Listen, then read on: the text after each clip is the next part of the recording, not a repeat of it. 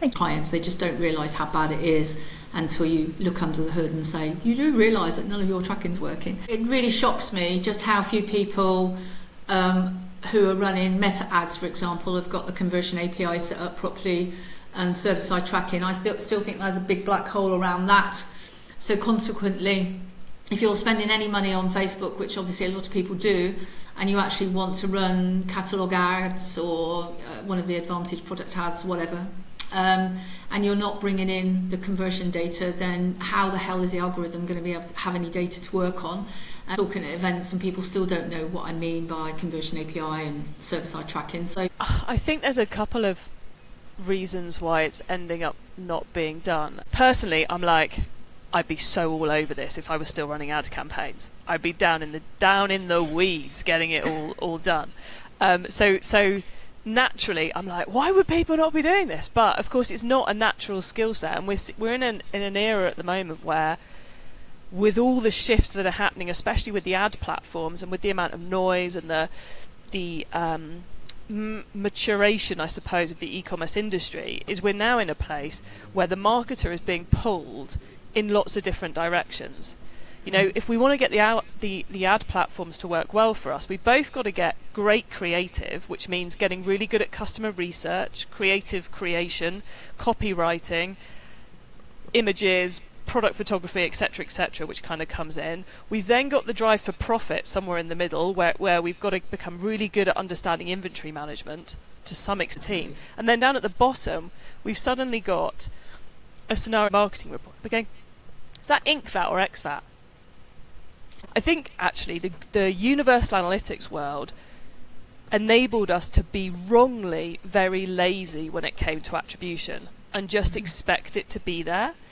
And now we've had both the GA4 arrival, nightmare that it's been, and the new cookie scenario legally leading to new opportunities for us with new types of tech, new ways of tracking data and all this kind of stuff, and the algorithm, the ad companies' desire for better conversion data. There is huge opportunity, but it's a whole other skill set. So getting back to my initial point, I think marketers' jobs are evolving faster than it's fair to expect the small marketing team in an e-commerce business to keep up with it. And I think if we look just at Facebook ads, there's been far more noise and information about how to adapt your creative strategy and how to optimize your campaigns than there has been noise and advice around what server-side tracking is. I mean, sadly, it doesn't surprise me at all, Anne, that you're going out there doing sessions and people are putting their hands up and going, what's server-side tracking? And you're like, oh my God, you're clearly someone who's spending 5-6 figures at peak on Facebook ads and you don't know? You know, and even if you're not the one running the campaign, if you're giving it out to an agency, you should be asking them, because I bet you a lot of agencies haven't yet got round to recommending. I do think that whole measurement thing is very unsexy, and interestingly, most of the jobs that marketeers do, any conversation I have, it's sort of obsessed with AI at the moment. Nearly everything that a marketeer can do out in the next 2 years. But interestingly, I think the area that won't be is anything to do with measurement, attribution, and putting these things together, because you need quite a lot of technical skills to do this stuff. And I think people are quite scared of it, and marketeers don't feel comfortable in that world. So it's quite a high value, high skilled job. A lot of companies, particularly if you've got a European head office, were saying, no, we're not dealing with GA anymore. And they're looking at alternatives like Triple Whale, obviously Adobe and stuff like that. So I think actually there's been quite a lot of migration to alternative platforms where attribution and other sort of measurement protocols are more ingrained into it. So I think, their very poor launch and lack of basic functionality in the first 2 years really, has meant that quite a lot of people have said, nah, it's too much hassle for me. I don't mind getting a Looker Studio report or using something like Dello Insights dashboard, but I can't be bothered to learn all this stuff because it's so bloody complicated. So I think I think a lot of e-commerce websites now are just looking for easier alternatives to do this stuff, because there's too much pain. Building on what you're saying there about Google Analytics 4, I think it's led to teams going, oh, we need an analytics strategy. You know, if you want to set up GA4 right, you've actually got to make some decisions about what you want. And I think going through that process, people went, actually, is this giving us what we want? Are there alternatives out there? And as you say, you've got the triple whales, the suite analytics, a whole plethora now, and marvellous selection of analytics tech you can now choose to use, which may mean you don't need GA4 apart from for your Google ads. But then I think also we're at the point where we're now going, we need a data strategy, a tracking strategy that goes across from the legals of GDPR and whichever zone of the world you happen to be operating in, down through decisions on how we create stuff for our own marketing and our own records, like email marketing, etc., through to what we feed out to other partners, which goes through all kinds of data within the business, not just the marketing data, but product data, delivery data, etc., and how you bring it all together. And I think we should be moving to a world where you've got an analytics strategy and a data strategy, but we should also be moving into a world where you've probably got, to use an annoying phrase, it's far too used in politics, but you need a data and analytics czar somewhere across all the departments helping to bring this all together, where we were saying you need someone to own that strategy that is cross-department. We think about all these automation tools and all this stuff that's helping. You massively screw up if you're not regularly checking it's actually still working. Good point, because one of the other things that we've ended up having to do is, first of all, we realised that in the majority of the cases we actually lose money at the beginning of the process of setting up the tracking, because we go into the business, we do a really extensive audit as well. It's not like we don't go in with our eyes we don't go in with our eyes closed, but then suddenly they say, well, actually, the other thing is we get all these offline orders, and it was never mentioned, and that then goes into analytics, or they use this third-party tool to do something. So you've got all those sort of unexpected.